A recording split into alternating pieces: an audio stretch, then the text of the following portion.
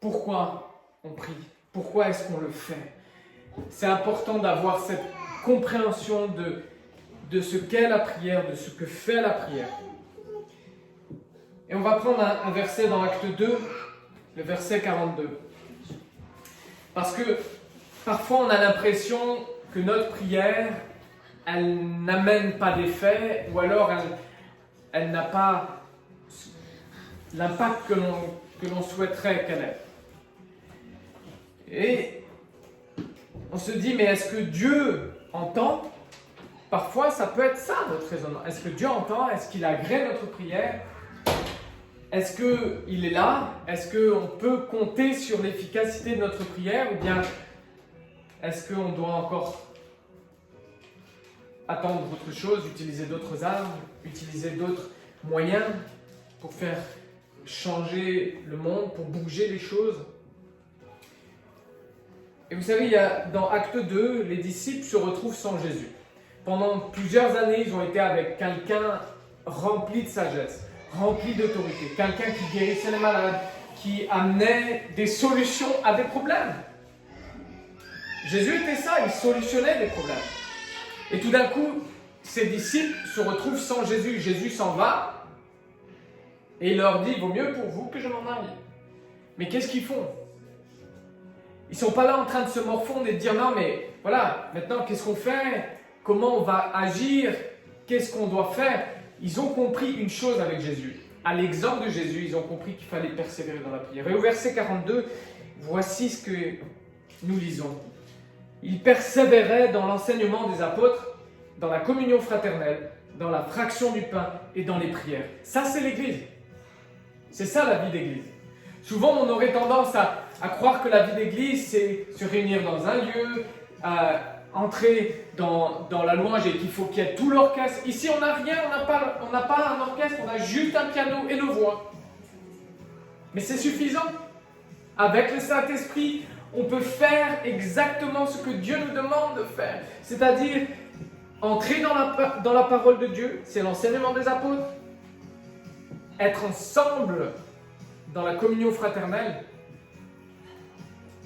dans la fraction du pain, et on a déjà pris une fois ici dans cette maison la communion, la fraction du pain et le partage du vin, et dans la prière. C'est ici dans la prière que nous pouvons changer le monde. Et souvent on se demande, mais comment on va agir? Quelle est l'arme qu'on doit utiliser en tant qu'Église pour changer justement cette situation, changer le monde qu'on voit autour de nous, changer l'ambiance qu'on voit autour de nous? Avant de faire quoi que ce soit, les disciples avaient compris qu'ils devaient persévérer dans la prière. Ils avaient compris qu'ils devaient persévérer dans la prière. Et j'aimerais vous dire une chose, si nous sommes là aujourd'hui, c'est parce que des hommes et des femmes ont prié pour nos vies. C'est pas grave, les enfants, soyez tranquilles. Hein. Des hommes et des femmes ont prié pour nos vies. Les disciples, les premiers disciples étaient à genoux pour prier pour notre vie. Et ils n'imaginaient pas que ça allait être Christine, que ça allait être Nathalie, que ça allait être Emric, que ça allait être moi. Ils ne savaient pas, mais ils étaient là en train de prier parce qu'ils savaient que ça avait un impact. Il y avait Pierre, Jacques, Jean, tous les disciples qui ont déclenché des réalités spirituelles pour l'avenir. Ils ne savaient pas exactement ce qu'ils étaient en train de faire, de déclencher. Ils ne connaissaient pas toutes les réalités spirituelles, mais ils étaient en train de déclencher notre salut. Quand Paul et Silas, c'est l'histoire de Paul et Silas qui sont au fond de la prison. Ils sont en train de chanter, ils sont en train de prier, en plein milieu de la nuit. Ça te dit quelque chose, Emric? Oui. Amen. Je crois qu'il y a un ange qui va venir et leur rendre la peur. Alors ça, c'est notre histoire. Ça, c'est Pierre.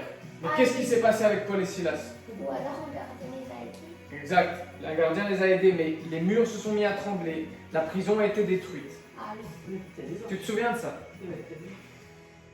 Mais quand ils priaient au fond de la prison, au plein milieu des ténèbres, je pense qu'ils ne savaient pas probablement, ils ne savaient pas que Dieu était en train de déclencher une réalité spirituelle au-delà de ce qu'ils imaginaient. Quand tu pries, tu déclenches un plan de salut que tu n'imagines pas. Et ce plan de salut va faire trembler la terre. Paul et Silas étaient en train de prier, ils étaient en train d'adorer Dieu, ils louaient Dieu, ils chantaient des hymnes, des psaumes, des cantiques. Ils étaient en train de louer Dieu, ils n'étaient pas en train de demander à Dieu de les libérer, ils étaient en train d'adorer Dieu. Et c'est comme ça qu'ils ont commencé. Et les murs se sont mis à trembler. Mais en faisant ça, ils ont déclenché un plan de salut. L'objet de leur prière n'était pas d'être libérés et de pouvoir se carapater à la première occasion. Non! L'objet de leur prière, c'était d'adorer Dieu. Au milieu des ténèbres.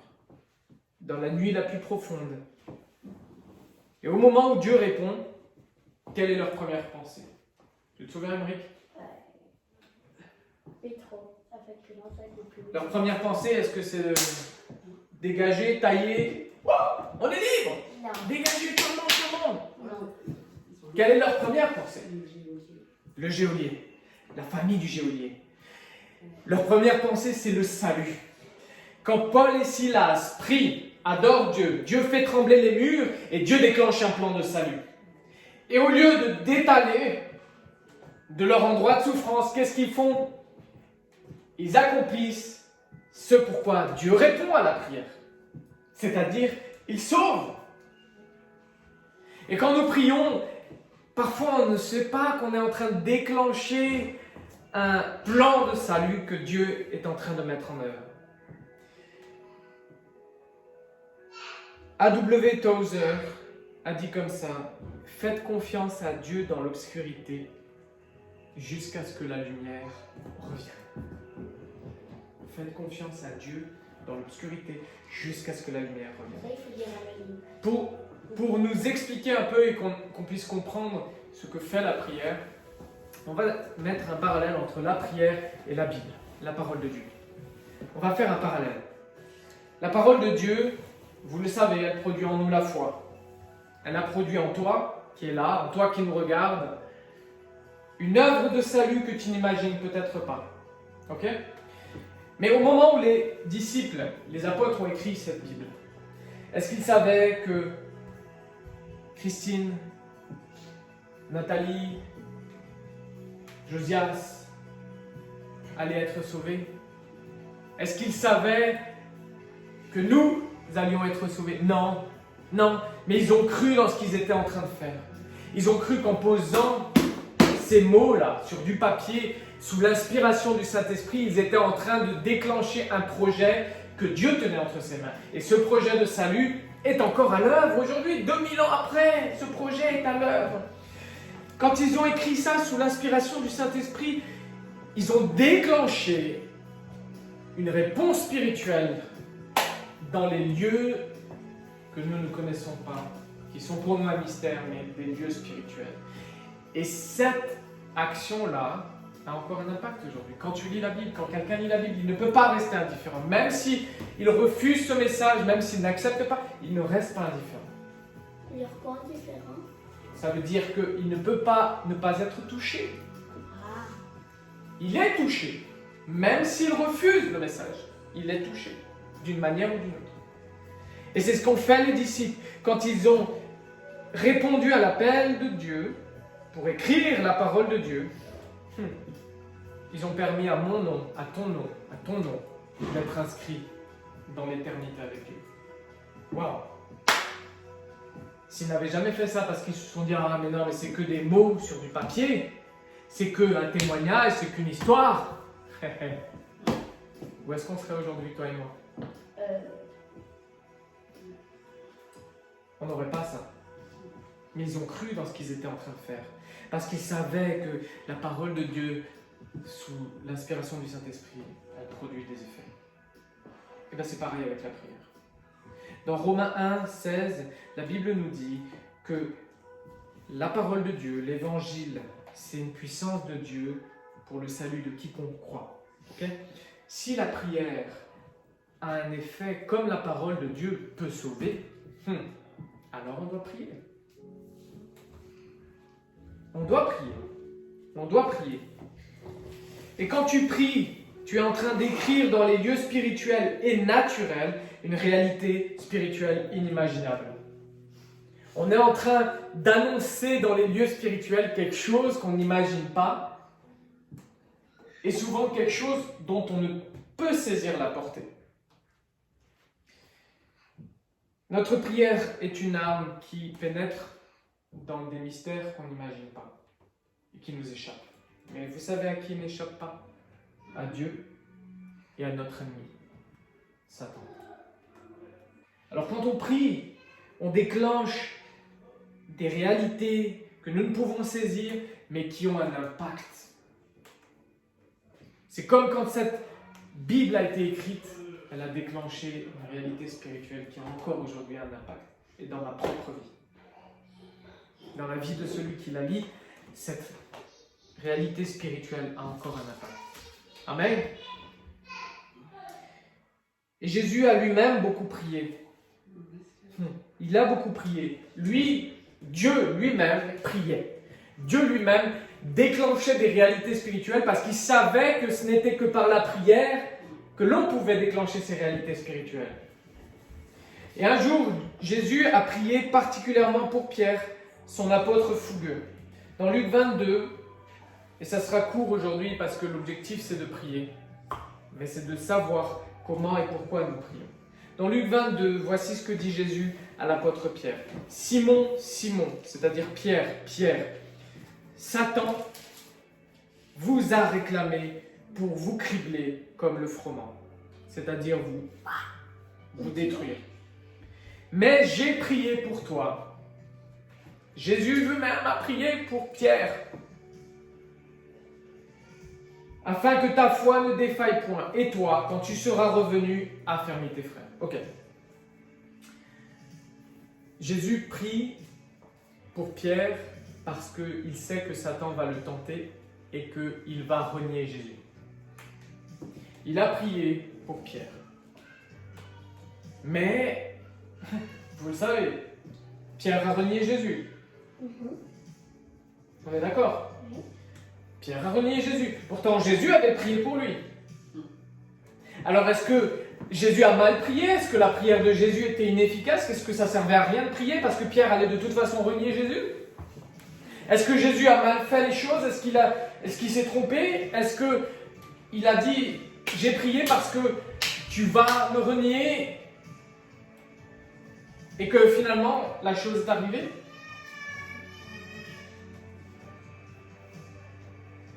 Mais avant et après avoir prié, Jésus savait que Pierre allait le renier. Et pourtant, il prie. Pourtant, il prie. Quand tu pries, peut-être que tu n'empêcheras pas le problème d'arriver, mais tu vas permettre à la solution d'atterrir. Quand tu pries, peut-être que tu n'empêcheras pas le problème d'arriver, mais tu vas permettre à la solution d'atterrir. Parce que regardez bien, quand Jésus prie pour Pierre, il dit pour que ta foi ne défaille point. C'est-à-dire que ce qu'il a fait pouvait anéantir Pierre. Connaissant son caractère de feu, il savait que Pierre pouvait dire non, mais j'arriverai jamais à revenir. Pierre devait encore apprendre ce que c'est la grâce. Il devait connaître ce que c'est la grâce. Il devait expérimenter la grâce. Et quand il chute, quand il trahit Jésus, Jésus avait déclenché une réalité spirituelle qui allait lui permettre de revenir. Vous comprenez? Il n'a pas empêché le problème. Jésus n'a pas empêché le problème. Par sa prière, il n'a pas empêché le problème d'arriver. Mais par contre, il a permis à la solution d'arriver. Waouh! Quand nous prions avec la foi, c'est-à-dire quand on fait confiance dans celui à qui on s'adresse, même si le problème est devant toi, devant tes yeux, même si c'est opaque, même si c'est les ténèbres les plus profondes, ne prie pas pour le problème. Prie pour la solution. Prie pour déclencher cette solution, pour que cette solution arrive dans ta vie. Et vous savez quoi? Il y en a un autre qui prie avec nous quand on ne sait pas justement quoi demander. Il suffit d'être à genoux. Il suffit d'être dans la position de prière. Il suffit de se placer dans cette position qui va nous amener dans la prière. Parce que là, quand on ne sait plus quoi dire, la Bible nous dit que le Saint-Esprit intercède pour nous. Dans Romains 8, verset 26, de même aussi l'Esprit, c'est-à-dire le Saint-Esprit, nous aide dans notre faiblesse, car nous ne savons pas ce qu'il convient de demander dans nos prières, mais l'Esprit lui-même intercède par des soupirs inexprimables. Quand tu es dans un combat, va dans l'intimité de Dieu, va dans le lieu où tu peux entrer dans la prière. Mets-toi dans l'endroit où tu peux prier, où tu peux communiquer. La prière, c'est quoi? La prière, c'est un moment où on communique avec Dieu. C'est un dialogue. C'est un dialogue, c'est un moment de communication. Donc, pour pouvoir prier, communiquer avec Dieu, il faut pouvoir être dans un lieu qui le permette. Il faut dégager justement l'ambiance pour que tout ce qui perturbe notre pensée, tout ce qui nous empêche justement de communiquer. Et vous le savez, si on communique et que là je mets énormément de bruit, vous n'allez pas entendre. Si l'ambiance n'est pas propice, si vous êtes perturbé par plein de choses autour, ou si je mets plein de choses ici, là, vous n'allez pas m'entendre, vous n'allez pas recevoir le message. Ok, quand vous priez, mettez-vous dans un endroit où justement vous allez pouvoir prier. Et si vous ne savez pas quoi dire, le fait d'être dans cet endroit, dans la position de la prière, le Saint-Esprit va venir en aide. Waouh! Le Saint-Esprit va faire à votre place ce que vous ne pouvez pas faire. Alors ne croyons pas, si le Saint-Esprit prie pour nous, avec nous, c'est qu'il sait très bien les faits. Il connaît très bien, il le fait pour nous. Parce qu'il dit comme ça, mais l'Esprit lui-même intercède par des soupirs inexprimables. Il intercède, il prie, ça veut dire, il prie pour toi, il prie pour moi. Et je vais terminer par là, par cette illustration. Dans les temps sombres, c'est le moment d'être à genoux. Dans les temps les plus sombres, c'est le moment d'être à genoux. Lorsque vous vous retrouvez dans l'obscurité la plus totale, c'est le moment de tomber à genoux. Et j'aimerais vous donner une illustration. Je ne sais pas si vous avez déjà entendu parler de cette série, elle se trouve sur Apple TV. Donc, ceux qui ont Apple TV, mais vous pouvez regarder, taper la série qui s'appelle See. Ça veut dire voir en anglais. Cette série-là, elle relate l'histoire de gens qui sont tombés dans l'aveuglement, qui sont complètement aveugles à cause d'une maladie. Tous les gens, les survivants, tous les survivants qui sont sur Terre sont aveugles. Mais j'ai remarqué une chose intéressante. Ils ne voient rien et ils ont dû apprendre à s'adapter pour se déplacer.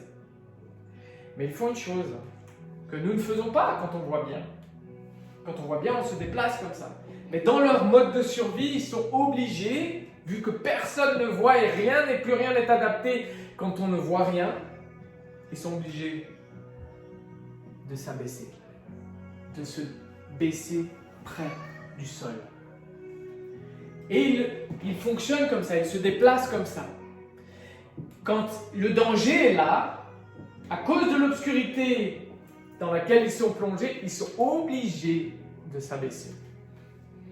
Et je me suis dit, ça c'est un exemple. Dans l'obscurité, c'est à genoux que l'on prend le moins de risques. Quand on ne sait pas ce qui se passe, quand on n'arrive pas à voir autour de nous ce qui se passe, quand on ne comprend pas dans cette crise du Covid où est-ce qu'on va, parce qu'il y a tellement d'incertitudes, il y a tellement de ténèbres, on nous parle de choses et d'autres, et puis on ne sait plus dans quelle direction on va, et ça devient opaque devant nous. Eh bien c'est à ce moment-là qu'il faut baisser le centre de gravité et se mettre à genoux. Nous sommes appelés à être à genoux pour que nos proches restent debout. Nous sommes appelés à être à genoux pour que nos familles restent debout. Nous sommes appelés à être à genoux pour que les nations restent debout. Nous sommes appelés à être à genoux pour que les soignants restent debout. Nous sommes appelés à être debout pour que à être à genoux pour que ceux qui prennent des décisions restent debout.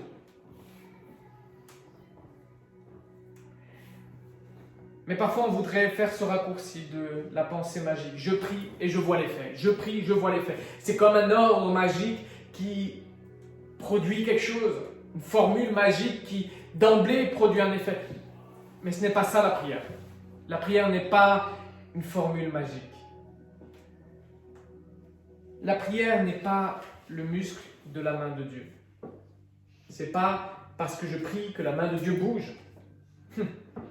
Souvent, on pourrait dire ça. Non! La prière n'est pas ça. La prière, c'est le grip, c'est la prise que la main de Dieu peut saisir quand on prie. C'est-à-dire que Dieu attend que nous prions pour trouver un endroit d'action dans nos vies. Quand nous prions, Dieu trouve un grip, il trouve un endroit à saisir. J'aimerais vous dire une chose, on ne va pas détailler théologiquement, mais il y a la volonté inconditionnelle de Dieu qui va s'accomplir et il y a la volonté conditionnelle de Dieu qui attend une réponse de la part de l'homme. Celle-ci, la volonté conditionnelle de Dieu, elle attend de trouver une prise sur terre pour agir. Et c'est là qu'intervient la prière. J'entends trop de chrétiens qui me disent « Non, mais ça ne sert à rien que je prie parce que de toute façon, la souveraineté de Dieu va faire ce qu'elle veut. Dieu a déjà décidé ce qu'il va faire et il fera ce qu'il veut. Donc je ne prie pas parce que sa souveraineté s'exprimera quoi qu'il arrive. » J'entends des chrétiens aussi me dire « Non, mais je ne prie pas parce que je ne vois pas les effets. » J'entends aussi des chrétiens qui me disent « Ça ne sert à rien que je prie parce que les choses sont écrites et rien ne changera. » Et ce faisant, la volonté de Dieu ne trouve pas de grippe ou s'agripper. Elle ne trouve pas de prise à saisir. Mais j'aimerais vous dire que dans cette église, il n'en sera pas ainsi. On va passer un temps dans la prière à genoux après, pour les nations. Et je termine par là. La prière est un exercice de foi qui s'appuie sur celui par qui elle est proclamée. Par qui elle est proclamée. Et s'il vous plaît, faites en sorte que ça ne soit pas vous. Si ça sort de votre bouche, faites en sorte que ça ne soit pas vous qui priez, mais que ce soit Jésus-Christ par le Saint-Esprit. Si vous faites ça, alors la prière va avoir un impact. Parce qu'elle va s'appuyer sur Jésus-Christ. Et la Bible dit que toute autorité lui a été donnée. Il a tout pouvoir, il a reçu tout pouvoir dans le ciel et sur la terre.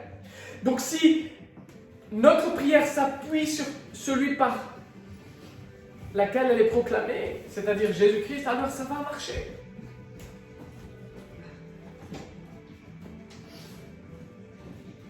Alors on va prier maintenant. On va prier pour vous. On va prier pour les nations, pour les familles. Continuez à prier. Ne vous relâchez pas. Parce que c'est le grip, c'est la prise que Jésus cherche dans ce monde. Que Dieu vous bénisse et vous encourage. Merci d'avoir regardé cette vidéo. Nous espérons que vous avez été bénis à travers ce message. Vous pouvez contribuer à cette œuvre, à ce ministère, tout d'abord en vous abonnant à notre chaîne YouTube, en cliquant sur le lien « S'abonner » juste en dessous. Puis en partageant cette vidéo parce que d'autres ont besoin d'entendre le message d'amour de Jésus-Christ. Mais vous pouvez également nous soutenir, quelle que soit la forme de votre soutien, en nous contactant. Cliquez sur le lien « Contactez-nous ». Nous serons heureux d'avoir de vos nouvelles. À très bientôt. Que Dieu vous bénisse.